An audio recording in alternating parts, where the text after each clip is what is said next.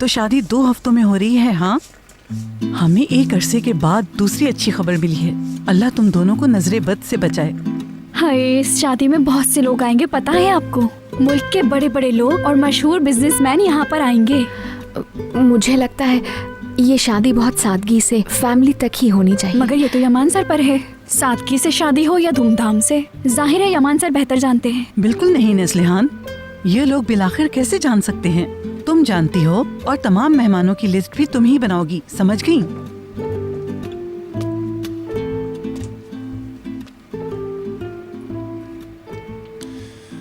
हम बाहर खाना खाएंगे। ओके,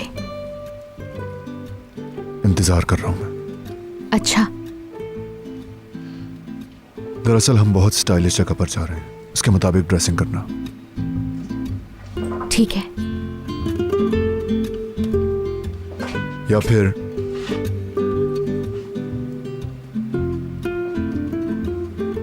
वही कुछ पहनो जो तुम्हें मुनासिब लगता है। हकीकत में जगह नहीं, तुम स्पेशल हो।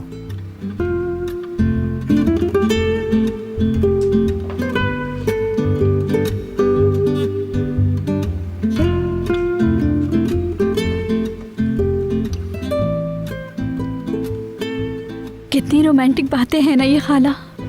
उन्होंने आखिर कह ही दिया कि तुम स्पेशल हो। कोई किसी को चाहे तो कितना अच्छा लगता है।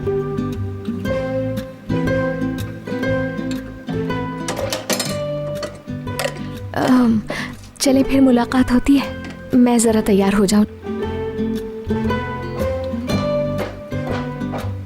तुम अपना मुंह बंद रखा करो नस्लिहान, और तुम अब बड़ी हो गई हो, तुम्हें कैसे समझाऊं मैं ये सब? देखो, वो शर्मा कर चली गई। खाला, इसमें शर्माने वाली कौन सी बात है? अगर यमान सर मुझसे ये बात कहते तो मैं उनकी बात खत्म होने से पहले ही तैयार होकर आ जाती। इसमें क्या शर्माना? वैसे भी वो अनजान नहीं, प्यार करते हैं। मैं पहले से ही जानती थी, जब उन्होंने किसी को नहीं बताया था तब से ही। देखे, वो अब हर किसी के सामने अपने प्यार का ऐलान कर रहे हैं, और अब वो एक दूसरे के साथ बहुत खुश भी हैं। मैं सोच रही हूँ यमान सर शहर को कौन से रेस्टोरेंट लेकर जाएंगे। इकबाल मैडम, मैंने आपको देखा नहीं। बस यूं ही आई थी अदालत।